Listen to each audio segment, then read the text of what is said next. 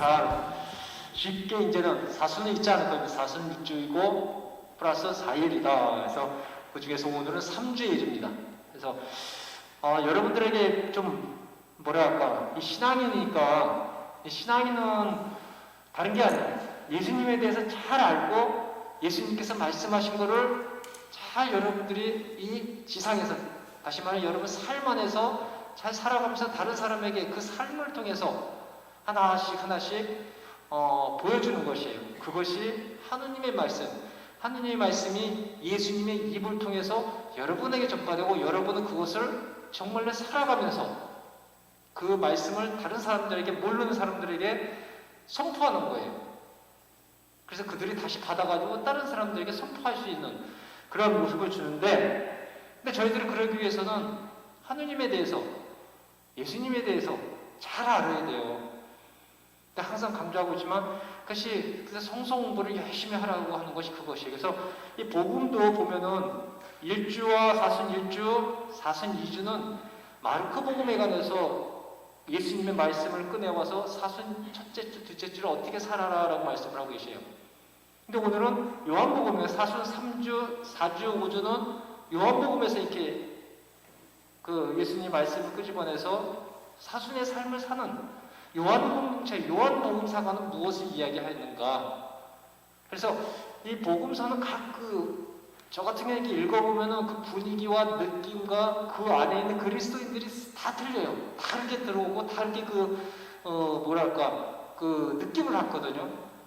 이제 여러분들도 그런 느낌을 받아야지만 이 복음을 읽으면서 정말 예수님이 우리에게 무슨 이야기를 하시고 어떠한 마음이고 어떠한 심정이고 여러분이 그분을 만나게 다가갈 때 내가 어떤 상황에서 그분께 다가갔을 때 나는 어떠한 예수님, 마르코복음에 나오는 예수님이냐, 마테오 복음에 나오는 예수님이냐, 요한에 나오는 예수님이냐, 그 예수님과 다 틀리거든. 성격이 공동체마다 우리 사람들 다 틀리듯이 모든 사람들이 같은 문제를 가지고 있는 것이 아니거든요. 다 다른 문제가 가지고 있거든요.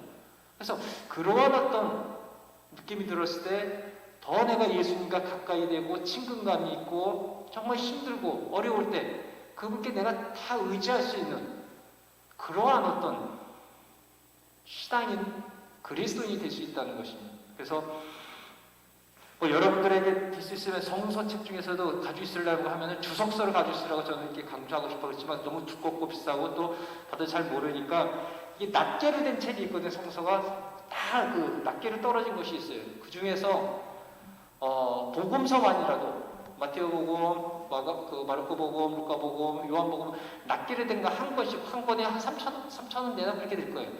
그 주석이 다 달려있고 그 앞에 그 복음을 읽기 전에 그 설명서가 있습니다. 복음이라는 것은 어떻게 해서 그 복음이 만들어졌고 또 그 복음서는 무엇을 뜻하던가라는 이런 해설서가 있어요. 그래서 그 정도는 좀 읽어보시고 읽을 능력이 있구나 아니면 그것을 이해할 수 있는 분들 영 못하겠다 하면 저한테 오세요. 제가 설명해 드릴게요.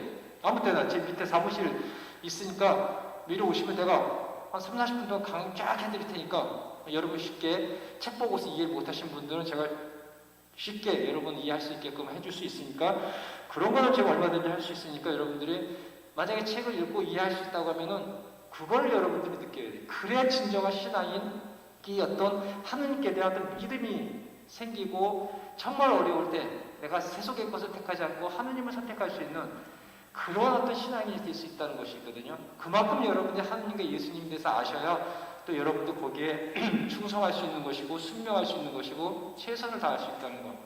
그래서 그런 걸 좀 아시고 여러분들이 성서에 대해서 공부하실 때 무조건 성서만 읽는 것이 아니라 그런 어떤 책들, 좋은 책들을 갖다가 공부하면서 묵상하면서 내가 여러분들에게 그 사순치 일주일에 렉지오 디비나라고 해가지고 성서 묵상 4단계 방법을 여러분들에게 가르쳐 주었을 것입니다. 그래서 그것을 잘 생각해 보시고 기억이 안 나시면 또 저한테 오세요. 그럼 제가 잘 설명해 드릴 테니까. 그래서 이번 사순치 일주일에 그 예수님이 저희들에게 주시는 그 메시지는 어떻게 보면 우리 세례 때 받은 성령에 대해서만 생각해 보라는 것입니다. 예수님께서 성령을 통해 가지고 그 광야에서 사탄의 유혹을 받는 그 유혹을 받을 때 그들과 대면할 수 있는 힘은 바로 성령의 힘을 통해서 그 사탄의 유혹과 대면하고 있는 것이거든요. 저희들도 이 지상이라고 하는 이 광야에서 끊임없이 여러분이 그리스도 신자이기 때문에, 또 여러분은 이 지상의 사람들이기 때문에, 또 여러분들이 이 지상에서 살아가라고 나름대로 몸부림치는 그런 가운데서 끊임없이 여러분들을 옳은 길보다는 그른 길로 여러분들을 유혹하는 너무나 많은 것들이 있다는 것.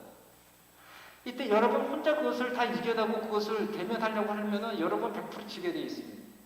그래서 이 마르코복음은 예수님의 그 광야의 사탄의 유혹에 대면하면서 그분께서 할 수 있었던 힘의 원동력이었던 세례를 기억하게 하고 있습니다. 그래서 여러분들도 여러분 신앙인으로서 세례를 받았던 그때 받았던 그 성령과 함께 이 지상에서 신앙인으로서 그리스도인으로서 살아가는 그 유혹을 여러분은 대면하셔야 된다는 것이에요.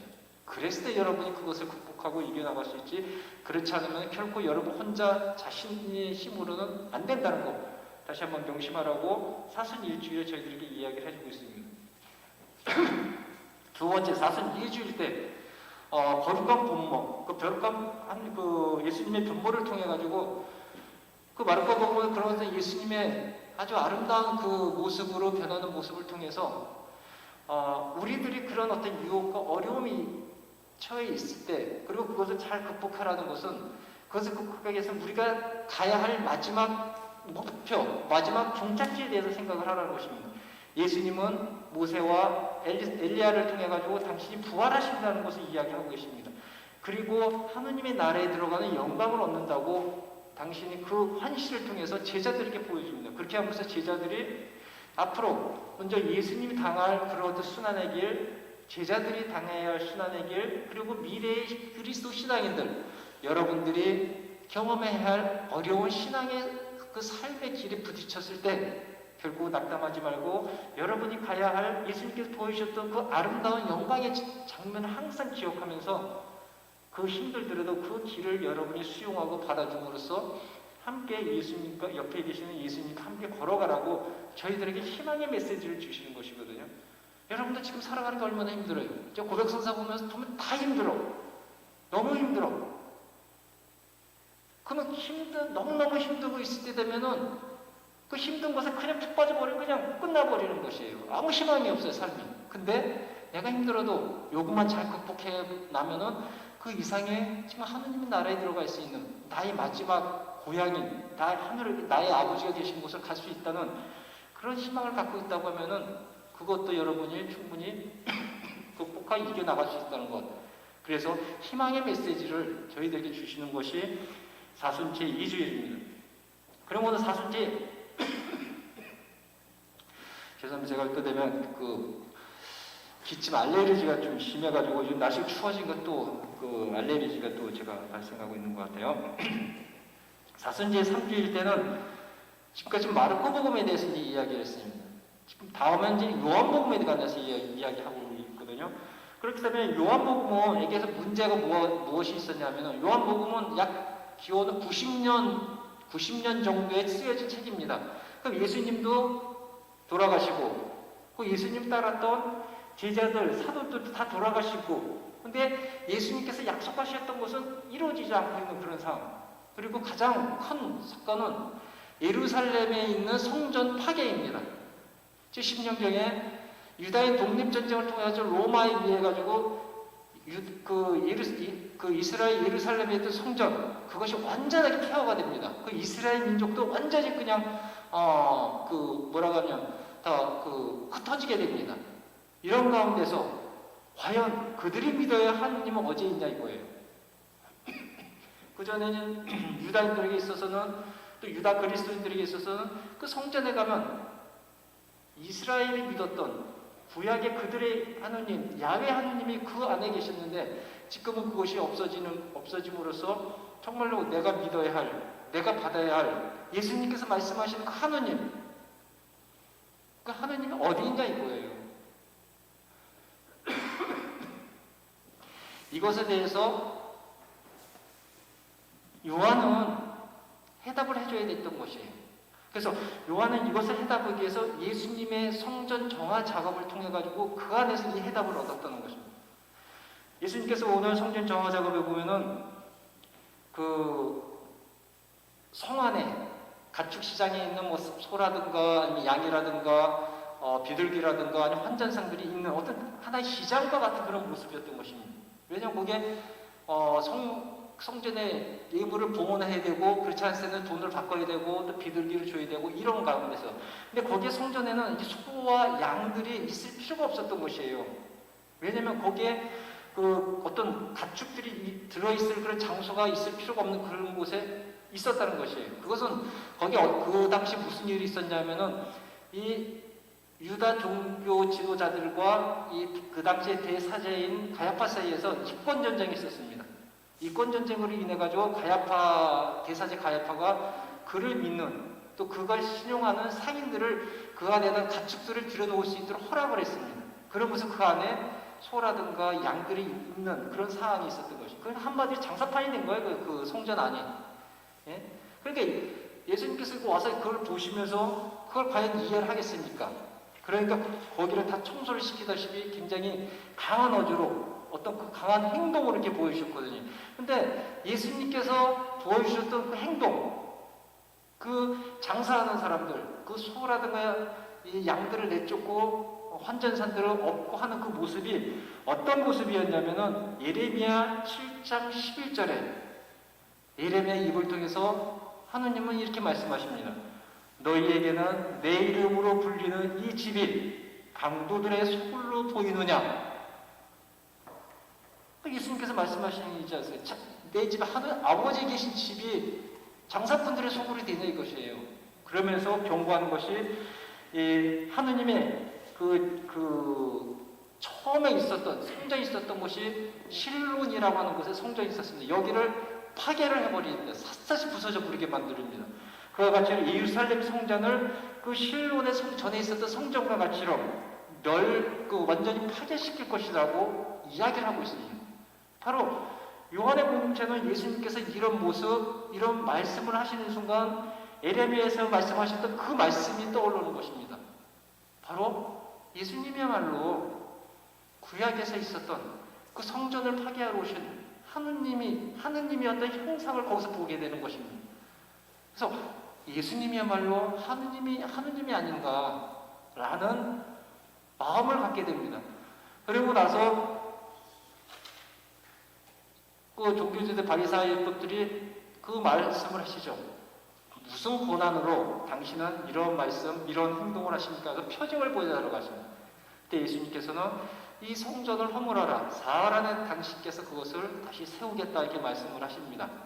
그러면서 이 요한복음 작가는 그 말씀의 뜻이 무엇인지를 하나씩 설명해 줍니다. 다시 말해서 그 성전은 예수님의 육체라고 말씀을 하시고 또 예수님께 돌아가시고 나서 부활하신 다음에 그 당시 예수님께서 말씀하셨던 사흘 안에 성전을 새로 짓겠다고 하는 그 뜻이 무엇인지를 깨닫게 됩니다. 바로 예수님의 순환과 죽음과 부활을 통해서 예수님께서 다시 살아나신다는 그 뜻을 알고 예수님이야말로 그 예루살렘 성전에 살아계셨던 하느님으로서 현존하고 계시다는 것입니다. 예수님 안에 하느님이 현존하고 있다는 것입니다. 다시 말해서 예수님이야말로 새로운 그리스도인들의 성전으로서 그 예수님 안에서야만 하느님을 만날 수 있다고 요한복음의 공동체는 신앙 고백을 하고 있습니다. 그래서 예수님을 받아들이고 예수님을 받아들이는 것이야말로 하느님을 받아들이는 것이고 하느님의 말씀을 실행할 수 있는 근본 밑거름이 된다는 것을 말씀을 하고 계십니다. 그렇기 때문에 요한복음에서 강조하고 있는 예수님의 성찬례, 예수님의 몸과 피를 거행하는 그 성찬례야말로 그 안에 하느님이 현존하고 계시는 것이고 그 공동체에 있어서 너무너무 중요한 그들에게 있어서는 정말 생명의 어떤 그 양식인 그런 어떤 전례가 되었다는 것입니다. 그래서 그 성찬례에서 하느님의 모습 또 하느님과 대화할 수 있는 것이고 그리고 현재를 살아가고 있는 저희들에게 있어서 성찬례와 함께 예수님의 몸과 피가 계신 곳이 어디예요? 어디예요? 감시죠. 감실 안에 누가 계셔요? 예수님의 몸이 저기에 계시잖아요. 예수님이 저기에 계시잖아요.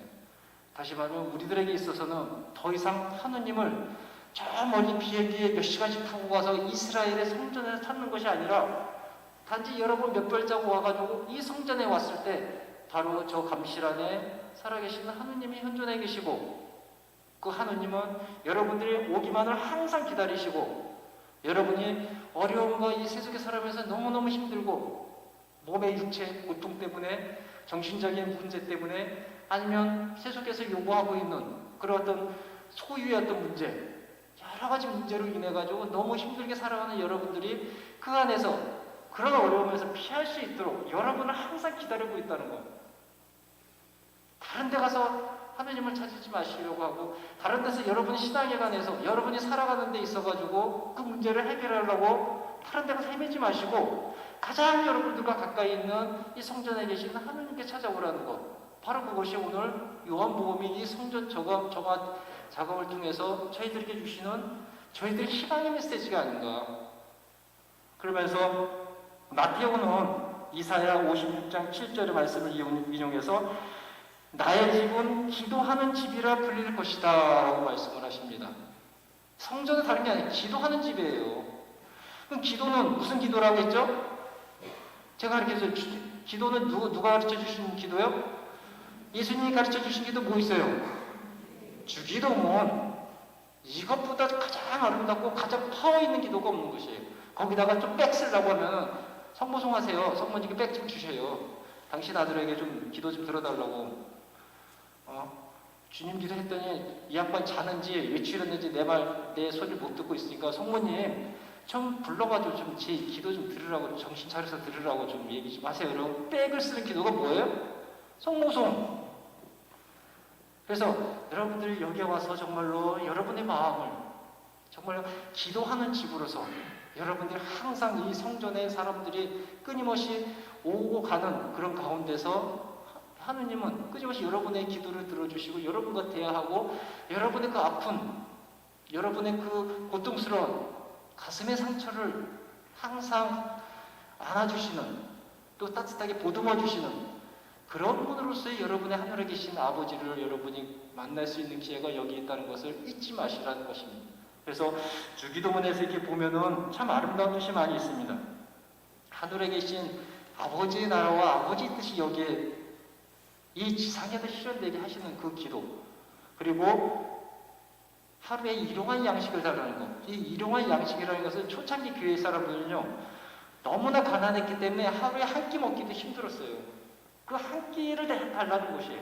그 한 끼를 먹을 수 있는 하느님의 사랑의 은총을 달라고 기도드리는 것이 이 주기도문에 나오는 일용할 양식을 달라는 것이에요. 근데 여러분들 지금 하루 한 끼겠습니까? 더 잘 먹고 잘 살기 위해서 많은 것을 요구하고 있지 않습니까? 어떻게 필요해요. 필요하기 때문에 그 일용할 양식, 여러분이 필요한 지상에 살아가는 삶에 있어서 필요한 양식을 달라고 강구하는 것이고, 또 육체적으로만 여러분들이 건강하게 산다고 해가지고 잘 살 수 있는 것이 아니고 영적으로, 정신적으로 여러분이 건강하게 또 사셔야 되는 것이에요. 그래서 하루에 필요한 육적이고 영적인 양식을 저에게 허락하십시오. 이 기도 얼마나 아름다워요. 그리고 유혹에 빠지지 말게 하는 것이, 이 유혹이, 초창기 교회에서 이 유혹이라는 것은 배교의 유혹이에요. 배교가 무슨 뜻인지 아시죠? 여러분이 신앙인인데 신앙인을 포기하는 것이에요. 나는 배교하지 않고 있는가? 이 당시에 너무나 박해가 심했고, 너무나 종교인들, 예수님을 믿는 그리스도인들을 잡아다가 너무나 많은 고문을 하고 그 신앙을 포기시키려고 너무나 많은 힘든 고초의 삶을 살아가는 그들에게 있어서 하루하루가 배교를 하지 않기 위한 투쟁의 삶이었어요.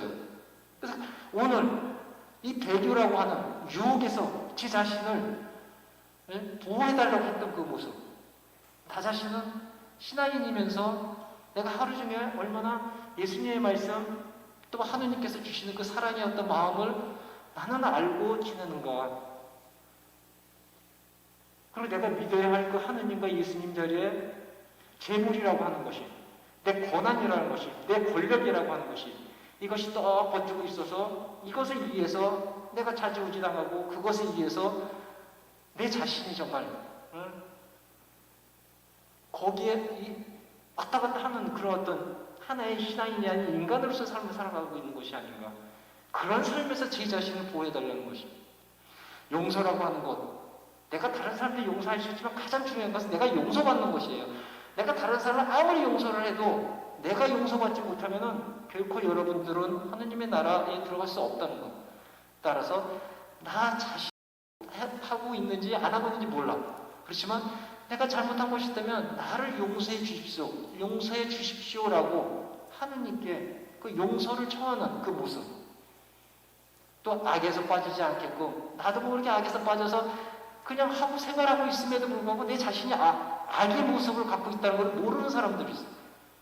그 악에서 빠지지 않게끔 제 자신을 보호해 주십시오라고 하는 이 예수님께서 가르쳐 주신 하느님의 기도, 이 기도를 끊임없이 함으로써 우리가 이 지상에 정말 한 그리스도인으로서 천상의 사람으로서의 아름다운 삶을 보여주고 다른 사람들에게 그 흔적을 남길 수 있는 그런 지상에서 살아가고 있는 그리스도인의 참 모습을 보여줘야 되는 것이 아닌가.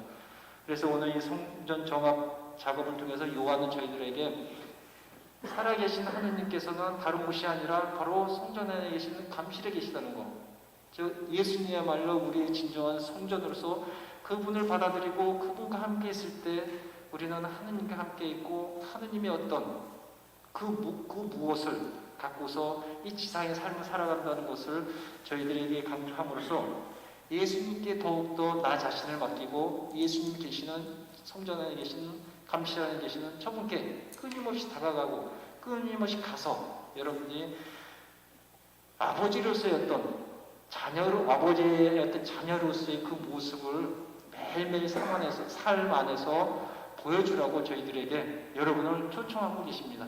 항상 기다리고 계시는 저분께 여러분들이 아무 어려움 없이 자주 찾아가서 여러분의 마음, 여러분 지상에 사는 삶이 쉽지 않기 때문에 그 삶을 이해해 주십시오. 그리고 그 삶을 통해 가지고 내 자신에게 주어지는 것을 잘 극복하고 받아들이고 또 내적으로 어떤 행복을 찾으면서 하느님 나라를 선포할 수 있는 한 그리스도인 그리고 천상의 사람으로 살아갈 수 있도록 함께 해주십시오라고 기도하면서 한 주일을 행복하게 살았으면 좋을 것 같습니다.